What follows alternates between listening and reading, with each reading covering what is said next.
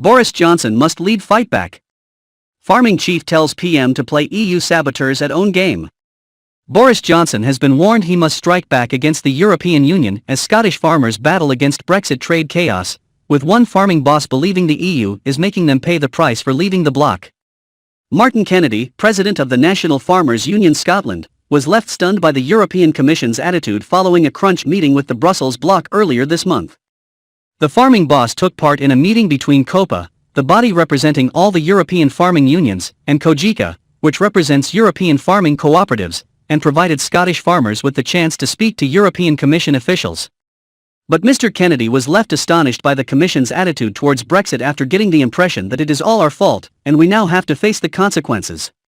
The NFU Scotland president has warned of the chaos facing farmers following Brexit around inconsistencies in trade, backwards and forwards, between ourselves and Northern Ireland, as well as ourselves and the EU. He has warned the fluency in trade is not being reciprocated by the EU, and is becoming increasingly frustrated at the bloc of accusing farmers from diverging from several food standards. Mr. Kennedy told Express.co.uk, "We have a tariff-free deal, which is grand, but we certainly don't have friction-free trade, and that is causing real concerns. We don't seem to have that equivalence recognition for some of the standards we have. The EU seems to think we are diverging from some of the standards, and that is certainly not the case. I got the impression from the EUI that is all our fault, and we now have to face the consequences." He added, "I was very disappointed coming out of that meeting as negotiation involves some give and take from both parties. But my impression was this is our fault and the door is being closed on our face. There is a point the UK has left the EU and Brussels will not want other member states to leave, and it feels like it was our decision to leave, and they aren't going to make life easy for us."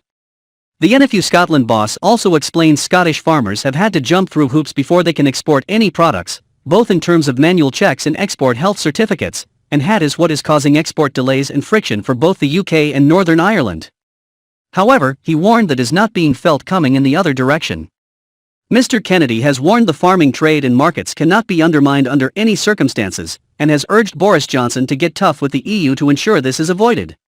He concluded, "We're paying the price for Brexit. The UK government have to ensure we have things in place that the industry in Europe start feeling the friction going in the other direction and hopeful that will help them to relax their own stance."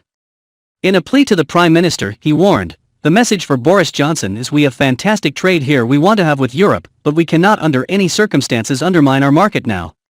We must make sure our trade and markets are not undermined because we will lose the infrastructure, critical mass, and people in rural areas. We need to do something to get the EU back to the table to ensure we can do trade with them. We need to have equivalence, and that should have been done through the Trade and Cooperation Agreement, but because we didn't sign up to dynamic alignment, then it means they don't agree to that equivalence.